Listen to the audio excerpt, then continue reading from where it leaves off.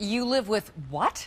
It is sometimes the only question to ask in amazement when you see the exotic and even dangerous animals that some people live with. Another question might be, why? Is it ego that makes some people think they can tame the wild kingdom and bring it home for dinner and bunking privileges? Here's Jay Schadler. Come on. Tigers in the kitchen, bison in the family room, monkeys at the dinner table. There you go. Bears in the pantry. And this guy has seen it all. You don't have to go to Africa to see a lion. You don't have to go to India to see a tiger. You don't have to go to Australia to see a taipan, a deadly snake. You just stay any city USA. They're here right now. Tim Harrison is a policeman, fireman, and paramedic all rolled into one. His home ground is here in central Ohio, but he's rescued exotic animals all over America. I got called to a residence because a large boa constrictor had escaped. It was loose in their house. The gentleman said the snake is loose in the walls, and they were just freaking out because the woman that lived there was an invalid in a wheelchair. And that snake was in her walls 28 days.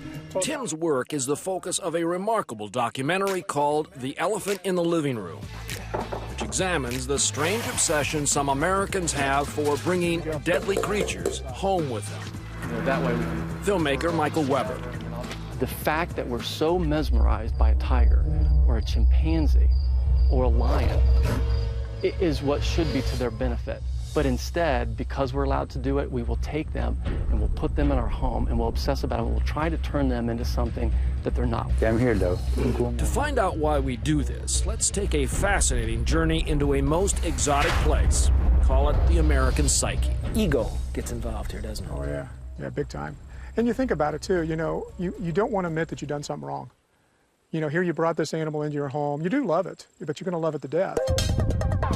We recently rode with Tim on a house call to Denise Flores, whose 400-pound Bengal named Taz has a tiger-sized toothache.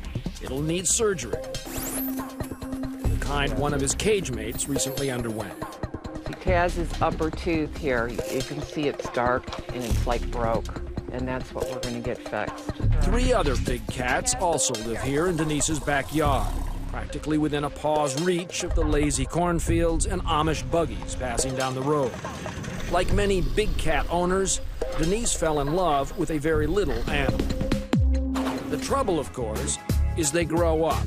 It's a tragic end to a woman's life. A tiger she owned turned on her. In less than a year, a cuddly cub can become a lethal predator. And then you got a problem. Then they realize they got what I call a baptism in reality, and it's just too late then. Truth is, you simply can't take the wild out of a wild animal. Well, when you bring a large predator into your home, you might as well just turn on a time bomb. Do you regret in any way having exotics? No, I love these guys. The connection that these people had with their lion, with their tiger, even with their venomous snake, far surpassed the connection that a lot of us have with our dog or cat. And some kind of primal thing happens when a wild animal that could kill you and should rightfully kill you actually has a connection with you, and you feel like you mastered that. In Weber's documentary, Lions by far has been one of the best animals that I ever owned in my life. no one personifies the poignant paradox of owning a wild animal more than Terry Brumfield. I got a lot of flack over having a lion in the house. I was immature, plain stupid. To help battle his own depression, Terry and his wife took in 6 lions, including a cub named Lambert. Yeah. What's the matter, buddy? Terry, who even began to look like a lion, considered himself the leader of this junkyard pride, but tragedy was stalking. Gotta be something that's linked to all this. Lambert. A malfunctioning refrigerator electrified Lambert's water and cage. Come on, Lambert. He died. A little bit of Terry died too. Back on the road with Tim, we learned that somebody's Black Panther is now roaming the woods near Akron. Somebody turned it loose. It's that born free thing. They can't handle it anymore. They can't pay to feed it. So what they do, they think, well, we'll take it out to a wooded area and turn it loose. It also happens with alligators. That's right, alligators in Ohio. I had 19 alligators in the Dayton area, just in the Dayton area, that people had turned loose or couldn't handle anymore. We had 10 in the Cincinnati area. That's 29 alligators. That's more than they had nuisance alligators in most counties in Florida. It's estimated that there may be as many as 73 million exotic animals in the U.S., with tens of thousands of dangerous reptiles, primates, and big cats being kept as pets. And Tim believes you can draw a straight line from people's passion for these creatures to that other great American obsession, reality TV. There's nothing closer than running a zoo in your backyard. Before reality TV started, when people started bringing animals, on TV into their homes and showing you how to live with them, I got maybe 4 or 5 calls a year. Well, the tail's going to be the hardest part. For a python loose or a bear, maybe a tiger. All of a sudden, it blew up with over 100, because you'll see whatever's on TV that month that's popular will be for sale in those animal finders guides the very next month. Who are really the guys with the black hats in this story? The breeders and the dealers are the ones with the black hats. Take it from a police officer, it's just like dealing with drugs. Yeah, we got license from all over the United States. We got Florida, Maryland, New Jersey, New York. At an exotic animal fair in Pennsylvania, Tim and his filmmaker go undercover. Here we got some venomous snakes over here. We got rattlesnakes. Here's a good old copperhead.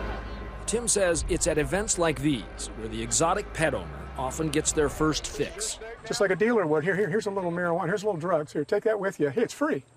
Free. Here, hold this tiger cub. Hold this tiger cub. Guarantee you, you're going to take it home with you. Yeah. Because you got that animal in your hands. Same principle. You're going to get hooked.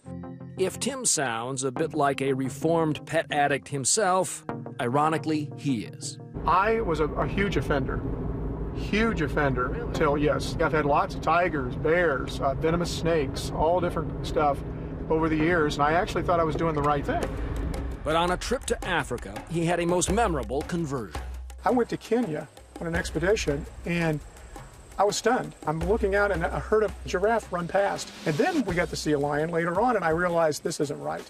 They do not need to be in cages, and definitely not people's backyards or in anybody's home. These animals need to be left in the wild. That's where they're supposed to be. And it just changed me. I have goosebumps thinking about it right now. And if you want one more chill up the spine, think of this. Remember Terry Brumfield's story? Well, after Lambert's death, Tim convinced Terry to send the remaining lions to a secure animal sanctuary here in Colorado, where they felt grass beneath their paws for the very first time. Retirement never looks so good. If you want to see other examples of how some people are relocating dangerous animals for their safety as well as ours, watch Animal Planet's Call of the Wild Man on Sundays.